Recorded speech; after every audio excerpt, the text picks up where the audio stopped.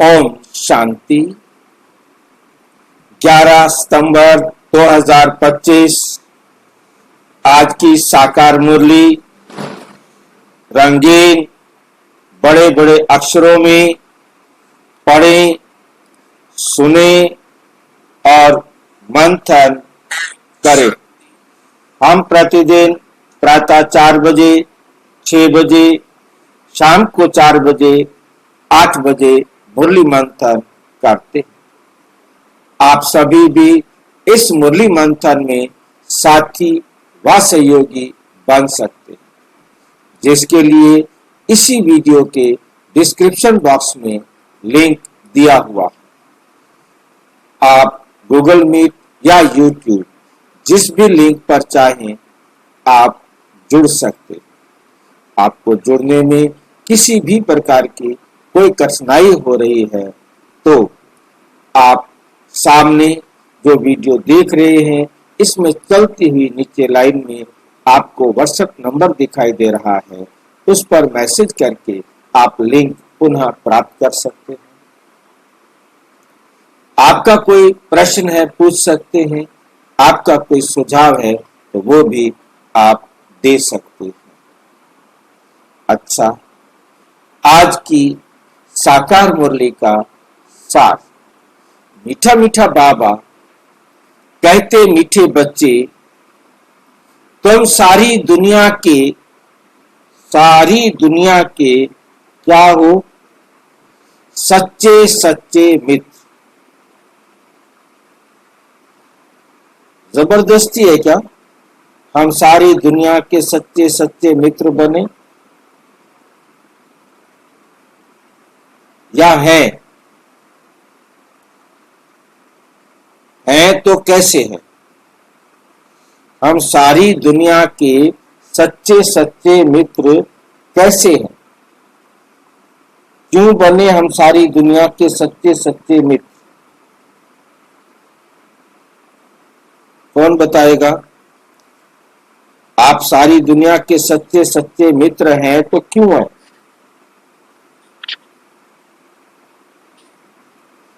हम सभी एक बाप के बच्चे हैं भाई। ठीक है, वो तो हम शुरू से जानते हैं। हिंदू, मुस्लिम, सिख, ईसाई आपस में सब भाई भाई।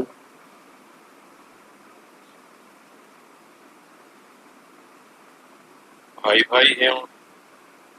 हम जानते हैं भाई भाई हैं, हमको मानते हैं क्या?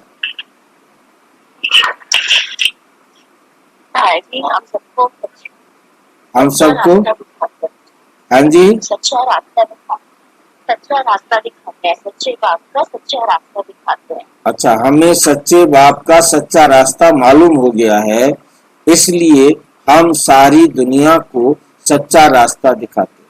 यही कहना चाहते हैं, क्योंकि हमें ही सच्चा रास्ता मिला है। क्या वास्तव में जो हमने रास्ता चुना है वो सच्चा सच्चा है?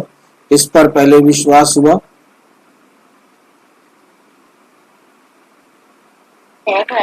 है। हमें सच्चा सच्चा रास्ता मिला है, स्वयं परमात्मा हमें पढ़ाने वाला मिला है, वो आकर हमें पढ़ा रहे हैं।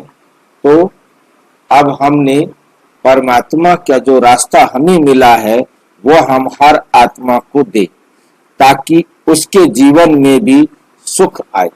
सच्चे रास्ते का मतलब है जिस रास्ते पर चलने से सबको सुख मिले, किसी को भी दुख मिले, वो सच्चा रास्ता नहीं हो सकता।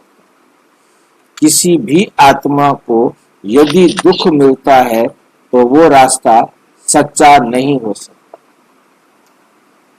जिससे हर आत्मा का कल्याण हो, परमपिता परमात्मा सारे संसार की आत्माओं का कल्याण करने वाला है।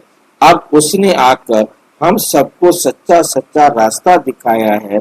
अब हमने हर आत्मा का कल्याण करने के लिए वो सच्चा रास्ता दिखाना है, और जो सच्चा रास्ता दिखाता है वो मित्र होता है।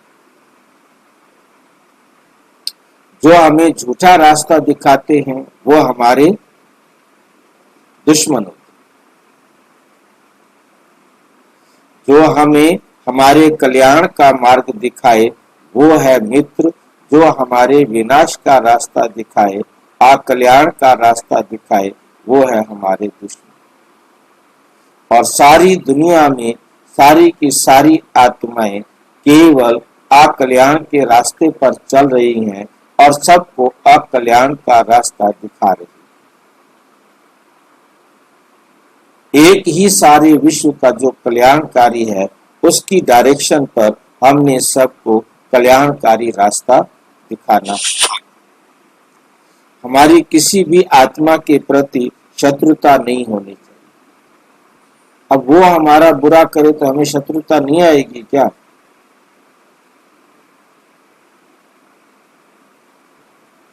अभी भक्ति मार्ग में हम सुनते थे, जो तो को काटो बोए, तू बो वाको फूल। वो तो हम मानते नहीं थे। क्या अब हम इस बात को मान लेंगे? मान लेंगे तो किस आधार पर मानेंगे कि हमारा कोई शत्रु नहीं है, हमारा नुकसान करने वाला भी कोई शत्रु नहीं है, हमारे ऊपर जुल्म करने वाला भी कोई शत्रु नहीं है। हाँ जी भाई जी, मान लेंगे। बाबा तो यही सिखा रहे हैं ना हमें, तुम्हें फूल कोई बनना है। कोई तर्क दिया है कि हम मान ले? किस आधार पर मान ले? हाँ जी, हमारा दिया हुआ ही मिल रहा है। घर जाने से पहले हमने अपना कार्मिक अकाउंट बराबर करके ही घर जाना है। बिना कार्मिक अकाउंट बराबर किए हम अपने घर जा नहीं सकते।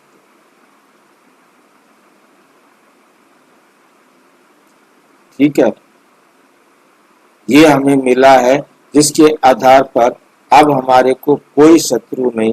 जो भी मुझे कुछ दे रहा है वो अपना हिसाब बराबर कर रहा है, मेरा भी हिसाब बराबर हो रहा है। बिना हिसाब बराबर किए हम घर जा नहीं सकते। ड्रामा की एक्यूरेसी के आधार पर अब हमें समझ में आ रहा है कि हम पिछला हिसाब बराबर कर रहे हैं और आगे के लिए बना रहे हैं। तो आगे के लिए भी हम अपने ऊपर अटेंशन दे कि हम कोई ऐसा कर्म ना बनाए जो आगे हमको दुख लेना पड़े।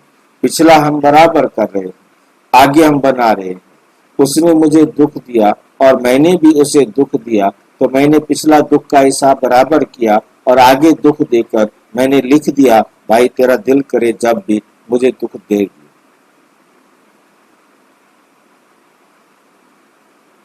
हमें हर एक्ट पर ये अपनी बुद्धि में ध्यान में रखना है कि मैं पिछला बराबर कर रहा हूं और अगला बना रहा हूं।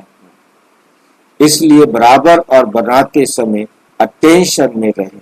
यही बाबा हमें आकर सिखाते कि हर कर्म करते वक्त अटेंशन दो, क्या वो मेरी श्रीमत के अनुसार है? तो हम किसी के साथ शत्रुता नहीं रख सकते, हम सबके मित्र बन जाएंगे।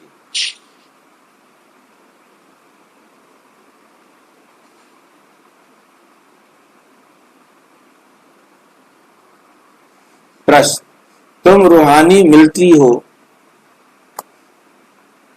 तुम्हें बाप का कौन सा डायरेक्शन मिला हुआ है जिसे अमल में लाना है?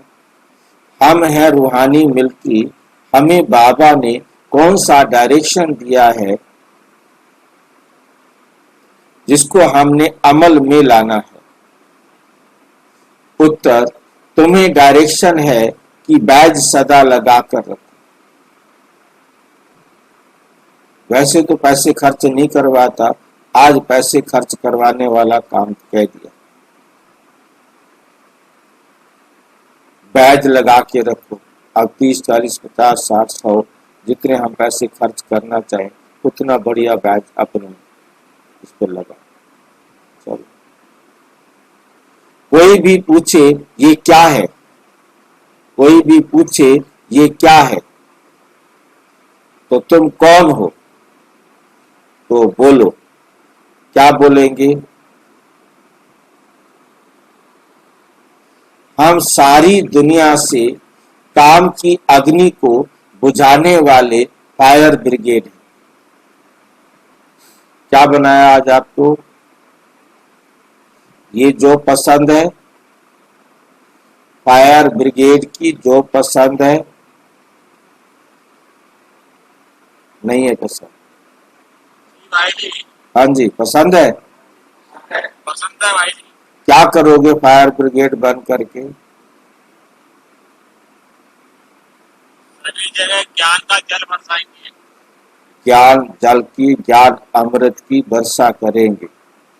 सारी विकारों की, सभी विकारों की आग में जलते हुओं को शीतल कर दे। भाई जी हाँ। हमारे सिविल आए बनाए। आज तो जो ना हम आग बुझाने वाले बनेंगे। सारी दुनिया में आग लगी हुई है, विकारों की, क्रोध की, काम की, लोभ की, मोह की, अहंकार की। हम उन सब की आग को कैसे बुझाया जाए उनको सिखाएंगे, ताकि वो अपनी आग को बुझाएं। बुझानी हर एक ने अपने आप है, हमने तो सिर्फ उनको रास्ता बताना। भाई जी पहले खुद की बुझे वाली होगी तो हम दूसरों की बुझा सकते हैं। हाँ जी, हमारे अंदर ही काम की आग हमारे अंदर ही होगी तो हम बाहर की आग नहीं बुझा सकते। जब हमारी आग बुझ जाएगी तो हम पहले बाहर की आग पहले बुझा सकते पहले हमें अपनी आग बुझाकर अनुभवी बनना पड़ेगा, तब हम अपना अनुभव उनके साथ शेयर करेंगे। तो जब हम अपना, कैसे हमने अपनी आग बुझाई है विकारों की, ऐसे उनको बताएंगे तो वो भी बुझाने में सक्षम हो जाएंगे। हम सबको संदेश देते हैं, अब पवित्र बनो, दैवी गुण धारण करो, तो बेड़ा पार हो, तो बेड़ा पार हो जाएगा। अब पवित्र बनो। पवित्र बनना का मतलब भी हम उनको समझाएंगे। पवित्र बनने का मतलब क्या है? पवित्र बनने का मतलब क्या है? हाँ जी, मैं आत्मा हूँ भाई हाँ, जी। ऐसे जोर से बोला करो माइक में ना, मैं आत्मा हूँ। जब आप समझेंगे मैं आत्मा हूँ और आत्मा समझ कर जब चलेंगे, तो आप दूसरों को समझा सकेंगे कि तुम ऐसे समझ कर चलो, तो वो भी अपने आप को आत्मा समझेंगे।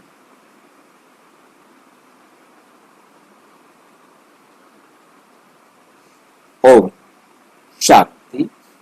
मीठे मीठे रूहानी बच्चे सहज याद में बैठे हैं। कोई कोई को डिफिकल्ट लगता है, बहुत मूझते हैं। हम टाइट अथवा स्ट्रिक्ट होकर बैठे। बाप कहते हैं ऐसी कोई बात नहीं, कैसे भी बैठो, बाप को सिर्फ याद करना, बाप को सिर्फ याद करना।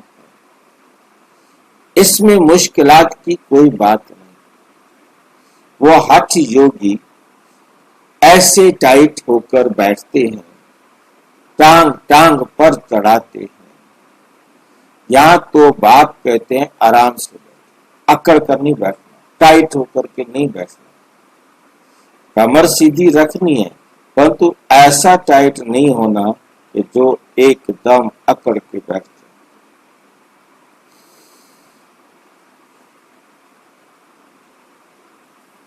यहाँ तो बाप कहते हैं आराम से बैठो, जैसे बैठने में आपको सुविधा हो वैसे बैठो। बाप को और 84 के चक्र को याद करो, ये है ही सहज याद। उठते बैठते बुद्धि में रहो, जैसे देखो ये छोटा बच्चा बाप के बाजू में बैठा है। इनकी बुद्धि में है माँ बाप ही याद है, इनकी बुद्धि में माँ बाप ही याद होंगे। तुम भी बच्चे हो ना, बाप को याद करना है तो बहुत सहज है। हम बाबा के बच्चे हैं, हम बुद्धि हो गए तभी बाबा के बच्चे हैं। बाबा से ही वर्षा लेना है। शरीर निर्वाह अर्थ ग्रस्त व्यवहार में बल रहो, सिर्फ औरों को की याद बुद्धि से निकाल दो। कोई हनुमान को, कोई किसको, साधु आदि को याद करते हैं, वो याद छोड़ देनी, वो याद छोड़ देनी है। याद तो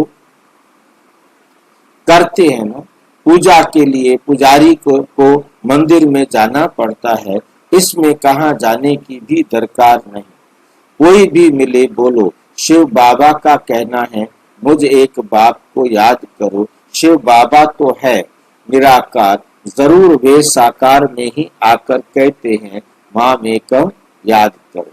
मैं पतित पावन हूँ, मैं पतित पावन हूँ, ये तो राइट अक्षर है ना। बाबा कहते हैं मुझे याद करो, तुम सब पतित हो। ये पतित तमो प्रधान दुनिया है ना, इसलिए बाबा कहते हैं कोई भी देहधारी को याद नहीं करो। ये तो अच्छी बात है, ये तो अच्छी बात है ना। कोई गुरु आदि की महिमा नहीं करते हैं, बाप सिर्फ कहते हैं मुझे याद करो तो तुम्हारे पाप कट जाएंगे। ये है योग बल अथवा योग अग्नि। बेहद का बाप तो सच कहते हैं ना।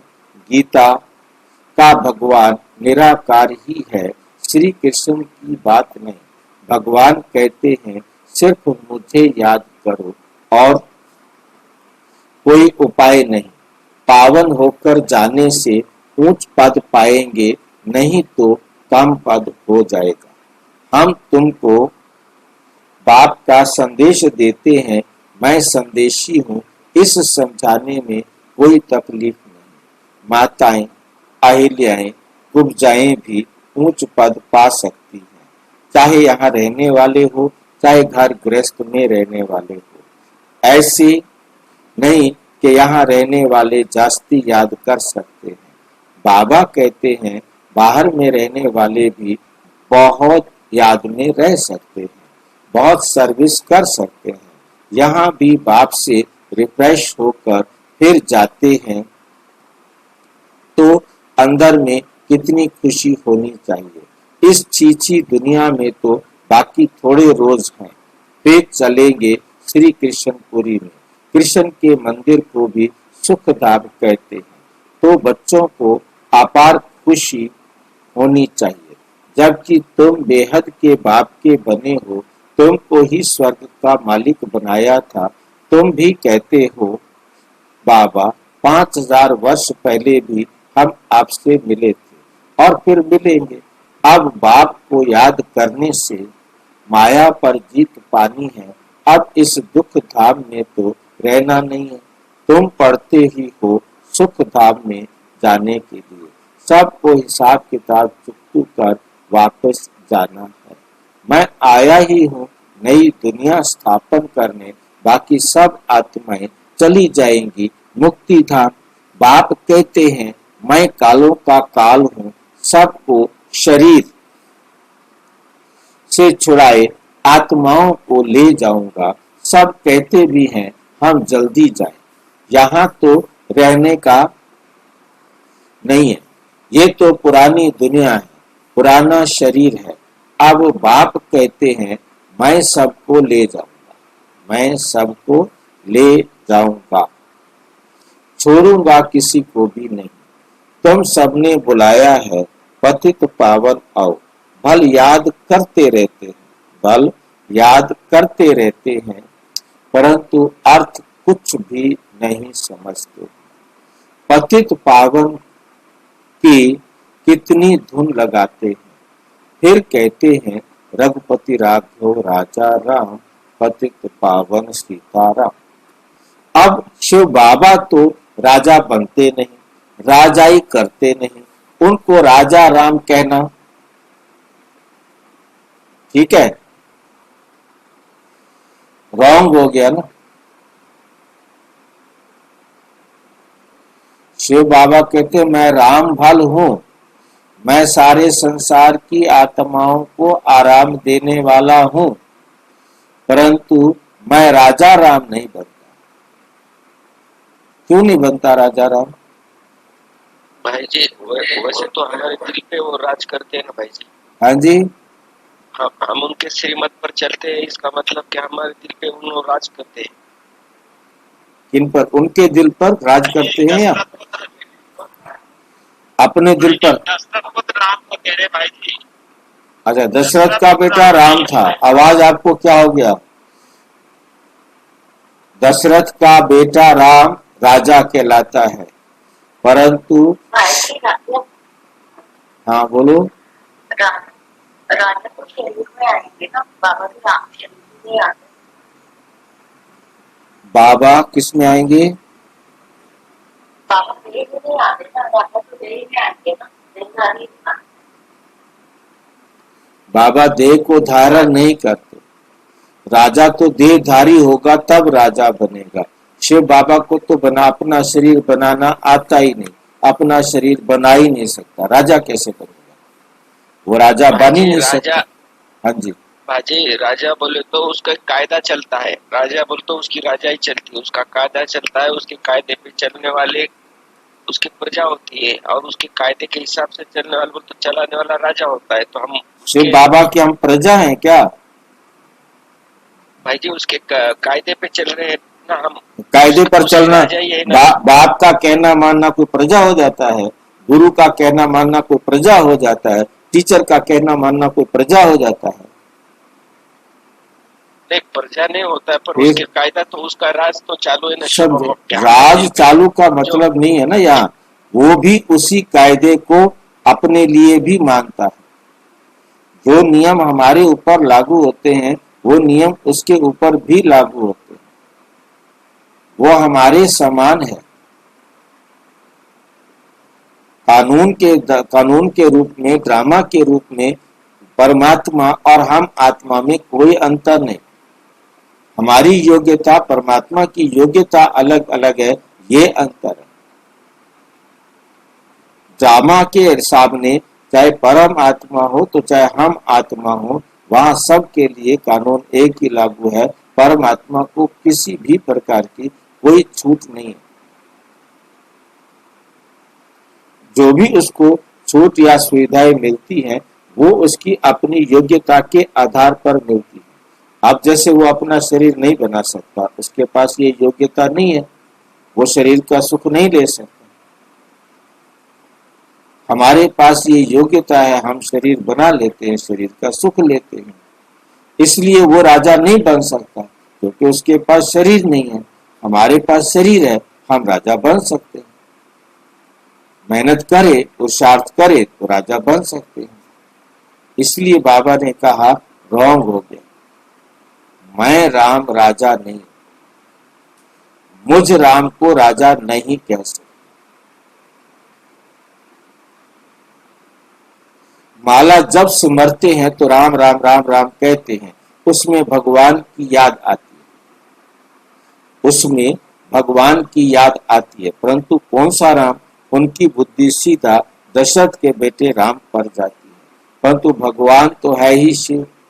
अच्छा, हम शिव शिव भी नहीं बोल सकते। मनुष्यों के नाम तो बहुत रख दिए। श्री कृष्ण को श्याम, सुंदर, वैकुंठ नाथ, मक्खन चोर आदि बहुत सारे नाम दे दिए। अभी तुम श्री कृष्ण को मक्खन चोर कहेंगे? क्वेश्चन पूछा है, क्या जवाब दोगे? श्री कृष्ण को मक्खन चोर कहेंगे? हाँ जी भाई जी, श्री कृष्ण ने मक्खन ज्यादा खाया है। श्री कृष्ण ने मक्खन ज्यादा खाया है? बिल्कुल नहीं भाई कहेंगे। जी ज्ञान रूपी मक्खन खाया है श्री कृष्ण ने। बाबा कहते बिल्कुल नहीं कहेंगे। श्री कृष्ण कोई मक्खन वक्खन नहीं खाता। ज्ञान भी श्री कृष्ण नहीं खाता। ज्ञान का मक्खन भी ब्रह्मा ने खाया। जब वो श्री कृष्ण बन गया, क्या का मक्खन खाता है वो? तुम अभी समझते हो भगवान तो एक निराकार है। कोई भी देहधारी को भगवान नहीं कह सकते, किसी भी देहधारी को भगवान नहीं कह सकते, किसी भी देहधारी को भगवान नहीं कह सकते। ये बहुत अच्छी तरह बुद्धि के अंदर बिठा देना है। ब्रह्मा विष्णु शंकर को भी नहीं कह सकते, वो तो देहधारी नहीं है, उनको भी नहीं कह सकते। बताओ, ब्रह्मा विष्णु शंकर तीनों देहधारी नहीं है, उनको भी, ब्रह्मा विष्णु शंकर को भी नहीं कह सकते। फिर मनुष्य, भाई जी, किसी भी देहधारी को नहीं कह सकते, पर देहधारी में तो आता है ना। हाँ, सूक्ष्म, वे सूक्ष्म शरीर वाले आते हैं, परंतु बात यहाँ आती है कि स्थूल शरीर वाले को भी नहीं कह सकते, सूक्ष्म शरीर वाले को भी नहीं कह सकते। ये बात बाबा समझा रहे हैं। अपने को भगवान कैसे कह सकते हैं? वैजयंती माला सिर्फ 108 की गाई जाती है।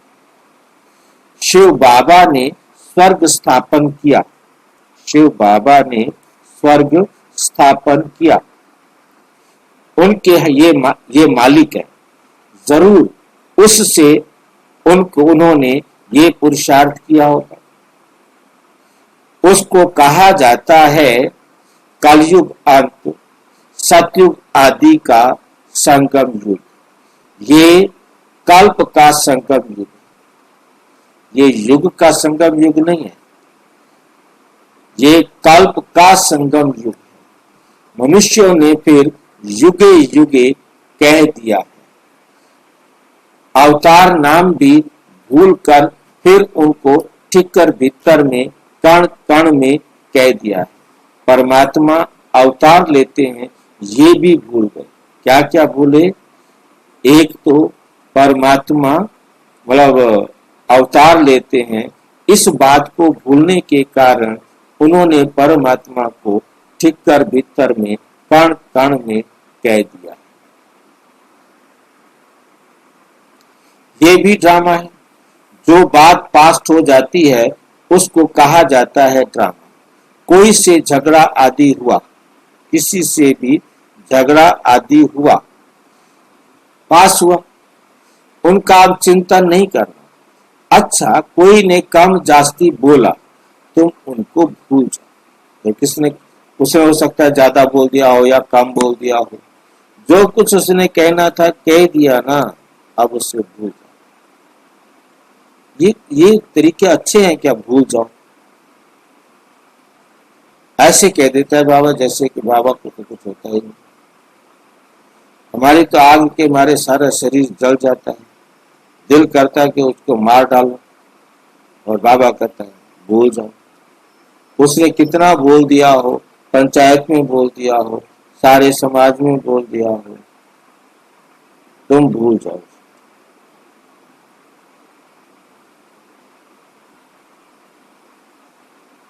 क्यों भूल जाने के लिए कहते हैं? कोई फायदा होगा भूलने से? भूलने से कोई फायदा होगा क्या?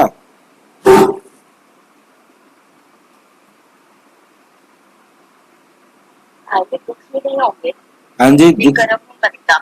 अच्छा, विकारम नहीं बनेगा, दुखी नहीं होंगे, विकारम भी नहीं बनेगा। यदि भूलेंगे नहीं तो हम दुखी होते रहेंगे और विकारम बनता जाएगा। दुखी होना भी विकारम को बनाता है। कल्प पहले भी ऐसे बोला था, ये बातें याद रहने से फिर बिगड़ते रहेंगे। यदि आप याद रखेंगे ये बातें तो फिर तुम बिगड़ते रहेंगे। वे बात फिर कभी बोलो भी नहीं। जो बात उसने कम ज्यादा बोल दी उसको रिपीट भी नहीं करो, सोचो भी नहीं। तुम बच्चों को सर्विस तो करनी है ना, सर्विस में कोई विघ्न नहीं पड़ना चाहिए। सर्विस में, क्योंकि जितनी देर तक आप उन बातों में उलझे रहेंगे उतनी देर तक ना तो अपनी सेवा कर सकेंगे, अपनी उन्नति भी नहीं कर सकेंगे और औरों की भी उन्नति नहीं कर सकेंगे।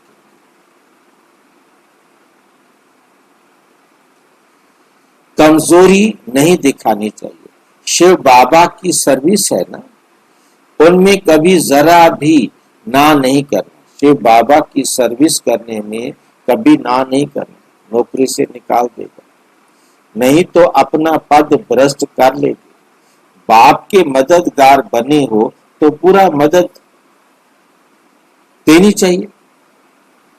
बाप की सर्विस करने में जरा भी धोखा नहीं देना है। बाप पैगाम पैगाम सबको देना है, पैगाम सबको पहुंचाना ही है। बाप कहते रहते हैं म्यूजियम का नाम ऐसा रखो जो मनुष्य नाम देख करके अंदर घुसे और आकर समझे, क्योंकि यह नई दुनिया नई चीज है। नई दुनिया ये नई चीज है ना, दुनिया नहीं, ये नई चीज है ना। मनुष्य नई चीज देखकर अंदर घुसते, आजकल बाहर से आते हैं भारत का प्राचीन योग सीखने। अब प्राचीन अर्थात पुराने से पुराना, वे तो भगवान को ही सिखाया हुआ है, वे तो भगवान का ही सिखाया हुआ है, और तो कोई सिखा ना सके।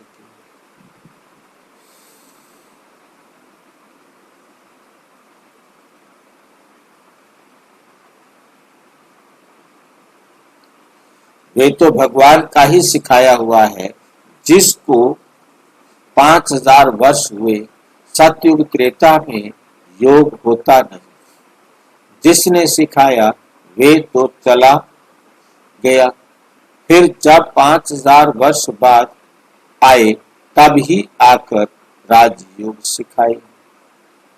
प्राचीन अर्थात 5000 वर्ष पहले भगवान ने सिखाया था। वही भगवान फिर संगम पर ही आकर राजयोग सिखाते हैं, जिससे पावन बन सकते हैं। इस समय तो तत्व भी तमो प्रधान है, पानी भी कितना नुकसान कर देता है, उपद्रव होते रहते हैं।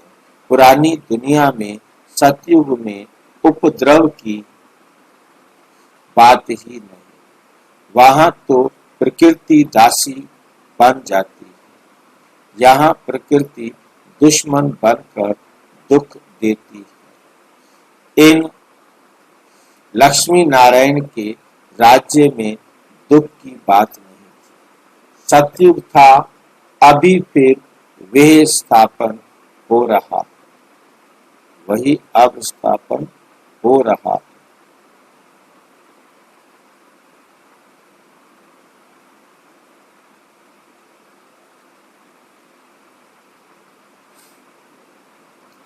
अभी फिर वे स्थापन हो रहा है। बाप प्राचीन राजयोग सिखा रहे हैं, फिर 5000 वर्ष बाद सिखाएंगे, जिसका पाठ है वही आकर क्या करेंगे, बजाएंगे। जिनका जो पार्ट है वही बजाएंगे। बेहद का बाप भी पार्ट बजा रहे हैं। बाप कहते हैं मैं इनमें प्रवेश कर स्थापना कर चला जाता, मैं आता हूँ प्रजापिता ब्रह्मा के तन में प्रवेश करके स्थापना करने का काम करके चला जाता।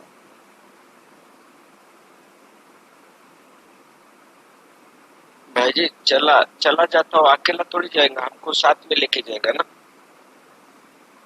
बाकी वो तो साथ जाने के टाइम पर ना, अभी तो पहले तो इसको करके चले जाते हैं ना, सारा दिन उनके शरीर में तो ना बैठे रहेंगे। अच्छा, फाइनल तो चलेगी, वो अलग बात होगी ना। हाहाकार के बाद फिर जय जयकार हो जाती है, पुरानी दुनिया खत्म हो जाएगी। इन लक्ष्मी नारायण का राज्य था तो पुरानी दुनिया नहीं थी, नई दुनिया थी। 5000 वर्ष की बात है, लाखों वर्ष की बात हो नहीं सकती।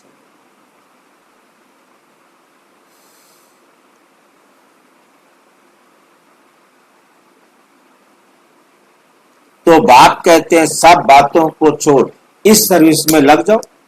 सब बातों को छोड़ दो, आप इस सर्विस में लग जाओ।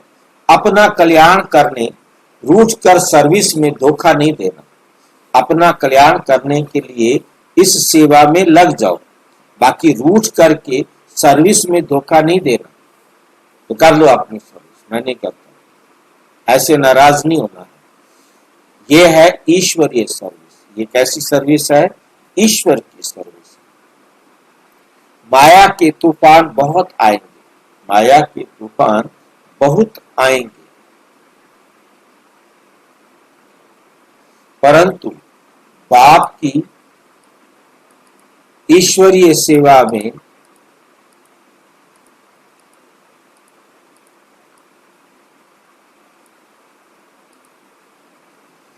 बाप की ईश्वरीय सेवा में धोखा नहीं देना, धोखा नहीं देना। बाप सर्विस अर्थ डायरेक्शन तो देते हैं, देते रहते हैं। मित्र संबंधी आदि जो भी तुम्हारे पास आए, जो भी तुम्हारे पास मिलने हैं, चाहे वो मित्र है, चाहे वो संबंधी है, चाहे अजनबी है, कैसे भी वो आपके पास आए हैं, सबके सच्चे मित्र तो तुम हो, सबके सच्चे मित्र तो तुम हो। ये जबरदस्ती है हमारे ऊपर। तुम ब्रह्मा कुमार ब्रह्मा कुमारियां तो सारी दुनिया के मित्र हो, क्योंकि तुम बाप के मददगार हो। मित्रों में कोई शत्रुता नहीं होनी चाहिए। कोई भी बात निकले बोलो शिव बाबा को याद करो। बाप की श्रीमत पर लग जाना है, नहीं तो अपना नुकसान कर देंगे। ट्रेन में तुम आते हो, वहां तो सब फ्री बैठे होते हैं ना, सेवा करते हुए आओ। सर्विस का बहुत अच्छा चांस है। बैज तो बहुत अच्छी चीज है, हर एक को लगा कर रखना है। कोई पूछे आप कौन हो तो बोलो हम हैं फायर ब्रिगेड। जैसे ये वे फायर ब्रिगेड होते हैं आग को बुझाने के लिए, तो इस समय सारी सृष्टि में काम अग्नि में सब जले हुए हैं। अब बाप कहते हैं काम महाशत्रु पर जीत पाएगा। बाप को याद करो, पवित्र बनो, देवी गुण धारण करो, तो बेड़ा पार हो जाएगा, तो बेड़ा पार हो जाएगा। ये है बैच, श्रीमत से ही तो बने हैं। बहुत थोड़े बच्चे हैं जो बैच पर सर्विस करते हैं। बाबा मुरलियों में कितना समझाते रहते हैं, हर एक ब्राह्मण के पास ये बैच होना चाहिए। ये बैच हर एक ब्राह्मण के पास होना चाहिए। कोई भी मिले उनको इस पर समझाना है। ये बाबा इनको याद करना। हम साकार की महिमा गाते हैं, सर साकार की महिमा नहीं करते। सर्व का सदगति दाता एक ही निराकार बाप। कोई भी साकार सबका कल्याण करने वाला नहीं होता, सबका सदगति देने वाला एक निराकार बाप है। उनको याद करना है। याद के बल से ही तुम्हारे पाप कट जाएंगे, फिर अंतमति सो गति हो जाएगी।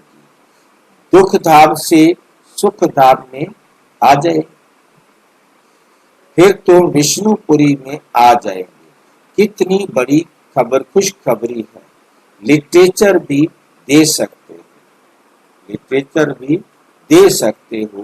बोलो तुम गरीब हो तो फ्री दे सकते हो। साहूकारों को तो पैसा देना ही चाहिए, क्योंकि ये तो बहुत छपाने होते हैं। ये चीज ऐसी है जिससे तुम फकीर से विश्व के मालिक बन जाएंगे, फकीर से विश्व के मालिक बन जाएंगे। समझानी तो मिलती रहती है। कोई भी धर्म वाला हो, बोलो वास्तव में तुम आत्मा हो। कोई भी धर्म वाला हो उसको कहो वास्तव में तुम आत्मा हो। अपने को आत्मा समझ बाप को याद करो। अर्थात उनको ये बताना है। याद करने का मतलब रटने नहीं बैठ जाना। याद करने का मतलब हर एक को समझाना है। उनकी श्रीमत पर चलो, उससे श्रेष्ठ मत और कोई दे नहीं सकता। अब विनाश सामने खड़ा है, ये दुनिया खत्म होनी है। बदलने वाली है। शिव बाबा को याद करेंगे तो विष्णुपुरी में आ जाएंगे। बोलो, ये आपको करोड़ों पद्मों की चीज देते हैं। ये आपको क्या दिया है? करोड़ों पद्मों की चीज देते हैं। बाबा ने कितना समझाया है, बैज पर सर्विस करनी है, परंतु बैज लगाते नहीं, लज्जा आती है। ब्राह्मणियां जो पार्टी लेकर आती है अथवा कहाँ ऑफिस आदि में अकेली जाती है, तो ये बैज जरूर लगा रहना चाहिए। जिससे तुम इन पर समझाएंगे वो बहुत खुश हो जाएगी, वो बहुत खुश हो जाएगी।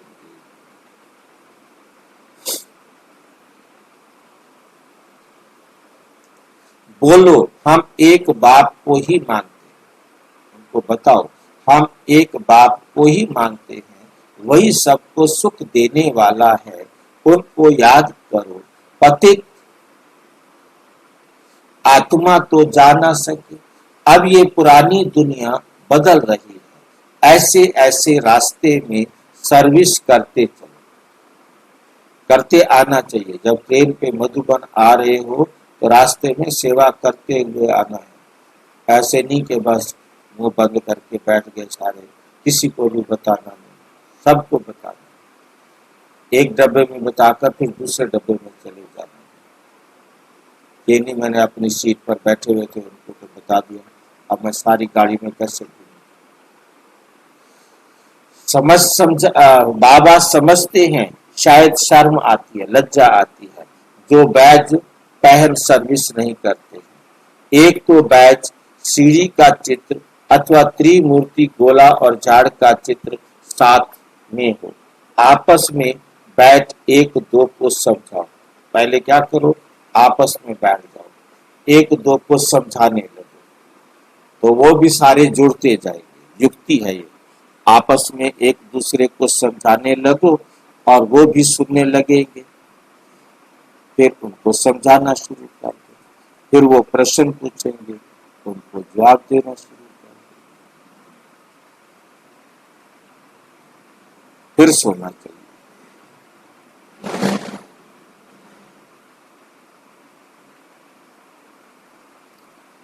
सब इकट्ठे हो जाएंगे, पूछेंगे ये क्या है? बोलो, शिव बाबा इनके द्वारा, ब्रह्मा बाबा के द्वारा ये नई दुनिया स्थापन कर रही है।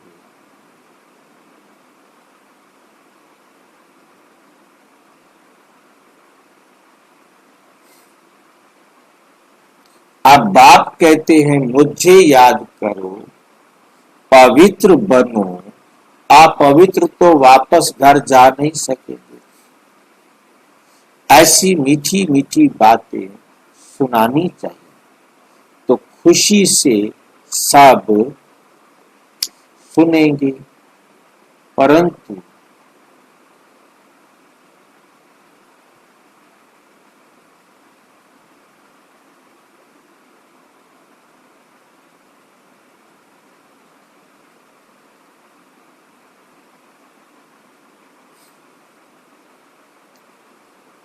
सेंटर पर क्लास में जाते हो तो भी बैज लगा कर रहे। मिलिट्री वालों को ये बिल्ला बैज लगा रहता है, उनको कभी शर्म नहीं आती। शर्म आती है क्या? तुम भी रूहानी मिलिट्री हो।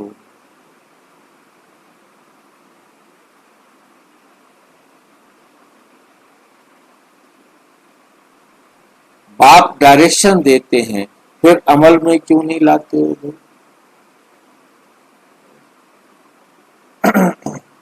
बाप डायरेक्शन देते हैं, फिर अमल में क्यों नहीं लाते?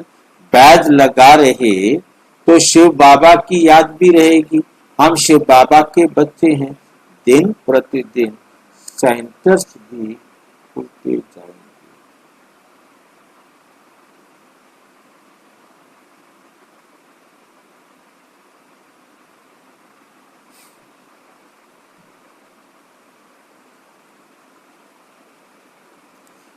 दिन प्रतिदिन सेंटर्स भी खुलते जाएंगे, कोई ना कोई निकल आएंगे, कहेंगे फलाने शहर में आपकी ब्रांच नहीं है, बोलो कोई प्रबंध करे मकान आदि का निमंत्रण।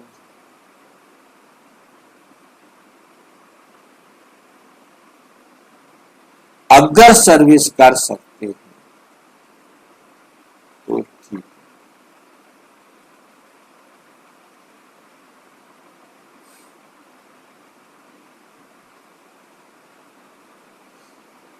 निमंत्रण दे, हाँ तो हम आकर सर्विस कर सकते। कोई निमंत्रण दे तब तो हम भी सर्विस करेंगे।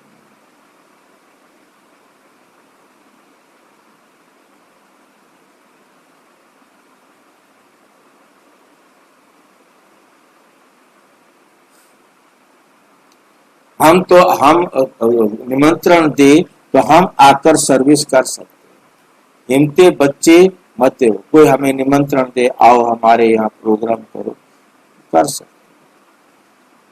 बच्चे बहुत मंद बच्चे मद दे बाप, हिम्मते बच्चे मद दे बाप। बाप तो बच्चों को ही कहेंगे सेंटर खोलो, सर्विस करो। ये सब शिव बाबा की दुकानें हैं।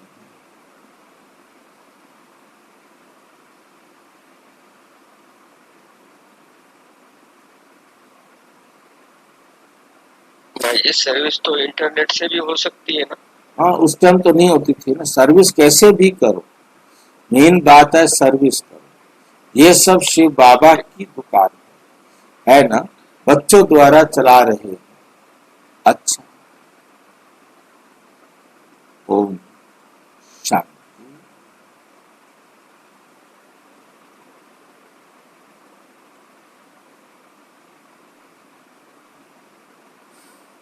अच्छा,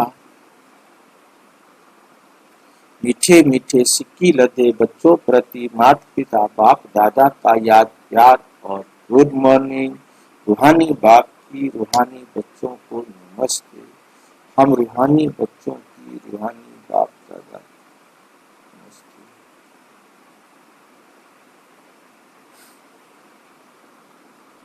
धारणा के लिए मुख्य सार, कभी आपस में रूठकर सर्विस में धोखा नहीं देना।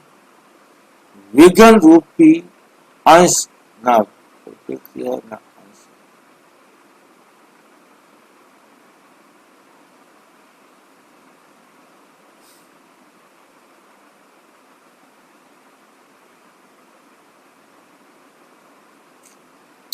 कभी भी आपस में रूठकर सर्विस में धोखा नहीं देना। विघ्न रूप नहीं बनना, अपनी कमजोरी नहीं दिखानी है, बाप का पूरा पूरा मददगार बनना है। अभी कोई से झगड़ा आदि हुआ, पास हुआ, बीत गया ना, खत्म हो गया ना, अब उसको क्यों याद कर रहे हो? पास हुआ, उसका चिंतन नहीं करना। कोई ने कम जास्ती बोला, भूल जाओ। कल्प पहले भी बाप ही था।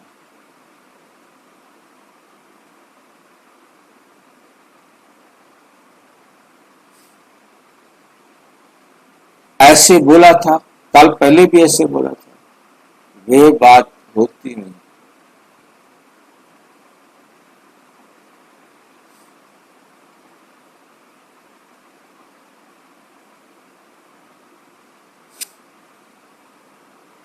वरदान, शांति के दूत बन सर्व को शांति का संदेश देने वाले मास्टर शांति शक्ति और शक्ति का दाता भक्त। आप बच्चे शांति के मैसेंजर, शांति के दूत हो। कहां भी सदा अपने को शांति दूत समझकर चलो। शांति के दूत हैं, शांति का संदेश देने वाले हैं। इसमें आप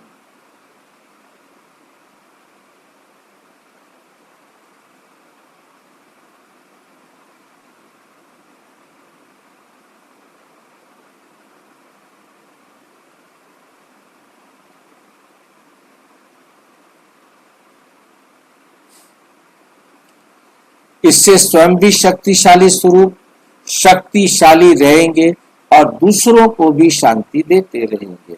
वो है अशांति देने वाले, आप हो शांति देने वाले। वे आग लगाएं, आप पानी डालो। यही आप शांति के मैसेंजर, मास्टर, शक्तिवान।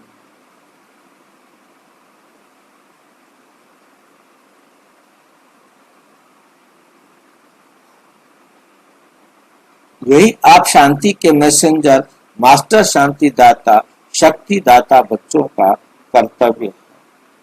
स्लोगन, जैसे आवाज में आना सहज लगता है, वैसे आवाज से परे जाना भी सहज लगेगा।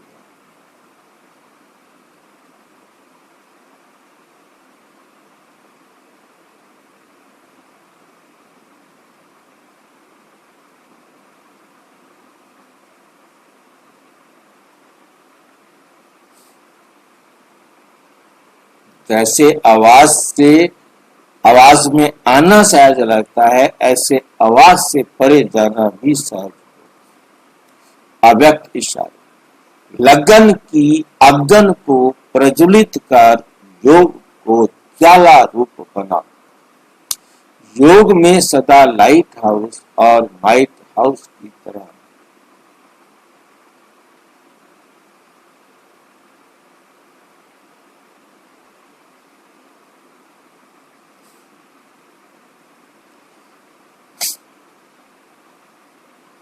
योग में सदा लाइट हाउस और माइट हाउस की शक्ति का अनुभव करो। ज्ञान है लाइट और योग है माइट। ज्ञान और योग दोनों शक्तियां लाइट और माइट संपन्न। इसलिए इसको ही कहते हैं मास्टर, सर्वशक्तिमान। ऐसी शक्तिशाली आत्माएं किसी भी परिस्थिति को सेकंड में पार कर लेती, सेकंड में पार कर लेती।